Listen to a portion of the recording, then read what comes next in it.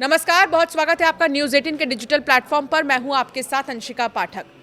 प्रतीक यादव का जिस दिन निधन हुआ, उसके पहले की रात आखिर हुआ क्या था, आपको विस्तार से इस वीडियो में बताएंगे कि वो रात कैसी थी प्रतीक यादव के लिए।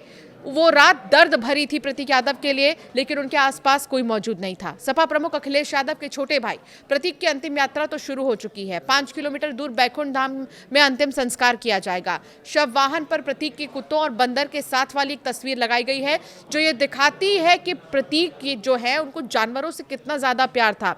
वो एक संस्था भी चलाते थे जिसमें जानवरों की देखभाल, उनके खान पान का विशेष ध्यान दिया जाता था। शव को बस थोड़ी देर के लिए सपा ऑफिस के बाहर रखा गया।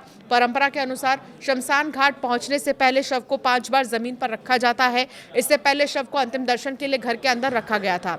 स्वामी अवधेशानंद गिरी और दोनों डिप्टी सीएम केशव प्रसाद मौर्य और ब्रजेश पाठक ने प्रतीक को श्रद्धांजलि दी। शिवपाल यादव और डिम्पल यादव ने भी अंतिम दर्शन किए। इससे पहले रात में ही पत्नी अपर्णा यादव दोनों बेटियों के साथ शव के पास पूरे टाइम बैठी थी। प्रतीक का बुधवार सुबह 6 बजे 38 साल की उम्र में निधन होता है। पोस्टमार्टम रिपोर्ट में मौत की वजह कार्डियक अरेस्ट बताई गई।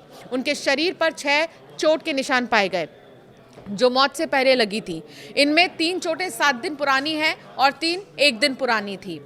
उनका विसरा सुरक्षित रख लिया गया है।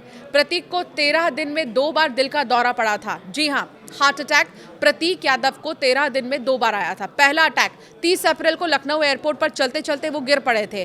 तब उनको मेदांता हॉस्पिटल में ले जाया गया था और वहां डॉक्टरों ने बताया कि प्रतीक को दिल का दौरा पड़ा। अखिलेश यादव के भाई प्रतीक यादव को 13 दिन में 2 बार दिल का दौरा पड़ा है और 30 अप्रैल का हम जिक्र कर रहे हैं, जब वो चौधरी चरण सिंह एयरपोर्ट पर फ्लाइट से उतरकर वीआईपी लाउंज की तरफ वो जा रहे थे।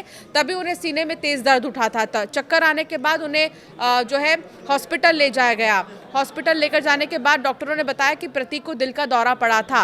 अपर्णा भी हॉस्पिटल पहुंची थी। उस वक्त प्रतीक की जान 2 वजह से बच गई थी। पहला तो जो दौरा था, अटैक था, वो बहुत माइनर था। दूसरा, समय रहते उन्हें अस्पताल पहुंचाया गया, लेकिन 13 मई को पड़े दिल के दौरे में उनकी जान नहीं बच पाई। 6:30 बजे जब प्रतीक को सिविल हॉस्पिटल ले जाया गया, तब तक उनकी सांसें पहले ही थम चुकी थी, इसीलिए डॉक्टर बहुत मदद नहीं कर पाए। अखिलेश यादव ने प्रतीक को आखिरी बार देखने के बाद भावुक होकर कहा कि प्रतीक अपने स्वास्थ्य को लेकर सतर्क रहते थे, मैंने ख्याल रखने के लिए भी उन्हें कहा था।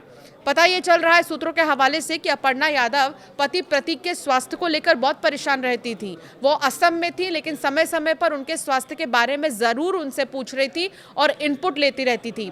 मंगलवार शाम को करीब 5 बजे अपर्णा ने परिवार के करीबी एस्ट्रोलॉजर से भी मदद करने के लिए फ़ोन पर बात की। उनसे कहा था कि एक बार घर जाकर प्रतीक की स्थिति देख लीजिए। एस्ट्रोलॉजर खुद नहीं जा सके, लेकिन उन्होंने घर पर मौजूद एक स्टाफ से फ़ोन पर बात की थी। जवाब मिला कि प्रतीक अपने कमरे में आराम कर रहे हैं। ये बात प्रतीक की पत्नी अपर्णा तक भी पहुंचाई गई थी। बताया जा रहा है कि बुधवार सुबह करीब 5:30 बजे प्रतीक अपने घर के किचन में बेहोशी की हालत में मिले। इसके बाद घर का नौकर सिविल हॉस्पिटल गया और वहां से इमरजेंसी मेडिकल ऑफिसर को लेकर आया घर। डॉक्टर ने मौके पर पहुंचकर जांच की तो शरीर में कोई प्रतिक्रिया नहीं मिली। हार्ट फंक्शन भी नहीं कर रहा था। डॉक्टर ने तुरंत ईसीजी की ज़रूरत बताई और अस्पताल में इमरजेंसी तैयारी शुरू कराई थी। इसके बाद उन्हें तुरंत अस्पताल ले जाया गया। इस दौरान ड्राइवर के साथ अपर्णा यादव के भाई अमन बिष्ट भी मौके पर मौजूद थे। इसी बीच डॉक्टरों ने प्रतीक को मृत घोषित कर दिया। सिविल हॉस्पिटल के सीएमएस डॉक्टर डीसी पांडे ने बताया है कि प्रतीक यादव को 6:55 पर अस्पताल लाया गया था, लेकिन तब तक उनकी मौत हो चुकी थी। प्रतीक के साथ उनके रिश्तेदार भी मौजूद थे। डॉक्टरों ने देखा तो उनके शरीर में कोई हरकत नहीं थी। घर में सिर्फ नौकर और दोनों बेटियां थी और सूत्र ये बता रहे हैं कि मंगलवार रात घर के अंदर प्रतीक और उनकी दोनों ही बेटियां प्रथम प्रतीक्षा और नौकर प्रथमा, जो नाम है उनकी बेटी का, प्रथमा और प्रतीक्षा, ये दोनों घर में मौजूद थी और नौकर ही घर में मौजूद थे। बाहर सुरक्षा गार्ड तैनात थे। अपर्णा यादव असम सरकार के शपथ ग्रहण समारोह में गई हुई थी। इसके चलते उनके परिवार का कोई सदस्य घर पर नहीं था। प्रतीक के पोस्टमार्टम के दौरान हार्ट और विसरा सुरक्षित रखा गया। विसरा सुरक्षित रखने का उद्देश्य ये है कि जांच में ये साफ किया जा सके कि कहीं किसी प्रकार का जहर तो नहीं दिया गया था। हालांकि पोस्टमार्टम रिपोर्ट में कार्डियक अरेस्ट से मौत की बात सामने आई है। रिपोर्ट के अनुसार उनके शरीर के निचले हिस्से से ऊपरी हिस्से की ओर खून का थक्का यानी ब्लड क्लॉट पहुंच गया था। इससे धमनियों यानी कि आर्टरी और लंग्स पर असर बहुत ज़्यादा पड़ा है, जिससे कि इन्फेक्शन की स्थिति बनी और कार्डियक अरेस्ट के कारण मौत हो गई। शरीर पर किसी तरह के बाहरी चोट के निशान नहीं मिले हैं। नाखून और शरीर के कुछ हिस्सों का नीला पड़ना हाल ही में हुई सर्जरी से जोड़कर देखा जा रहा है। दरअसल करीब 2 हफ्ते पहले प्रतीक का जो लेफ्ट पैर है उसकी सर्जरी कराई गई थी।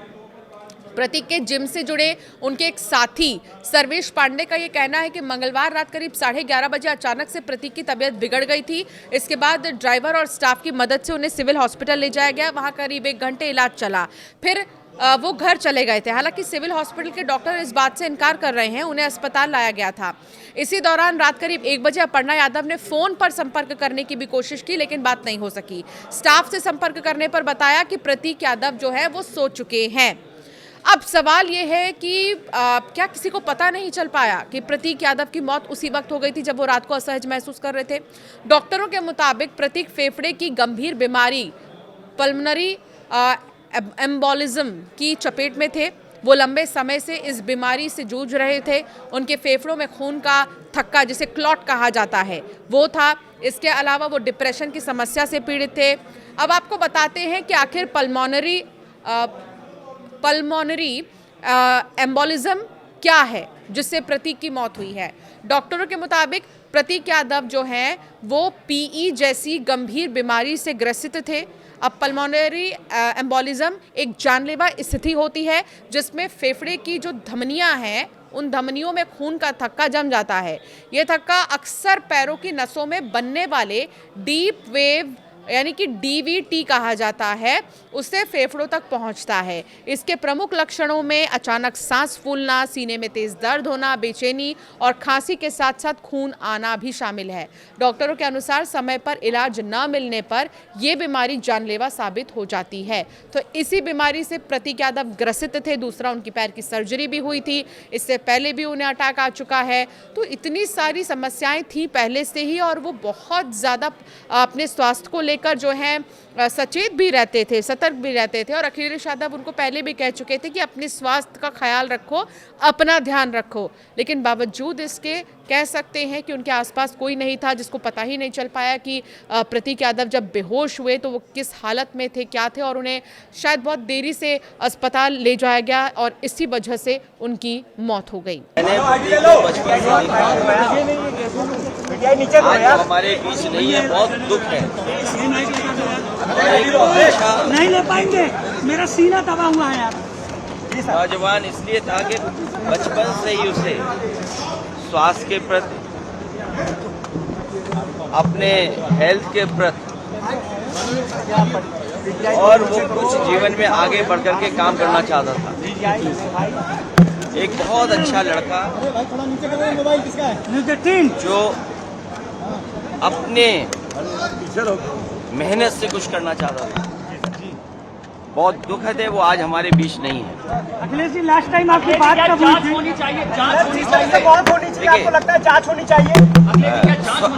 स्वाभाविक है कि जो कानूनी और जो कानून कहता है और जो परिवार के लोग कहेंगे उस हिसाब से हम लोग मानेंगे बात को।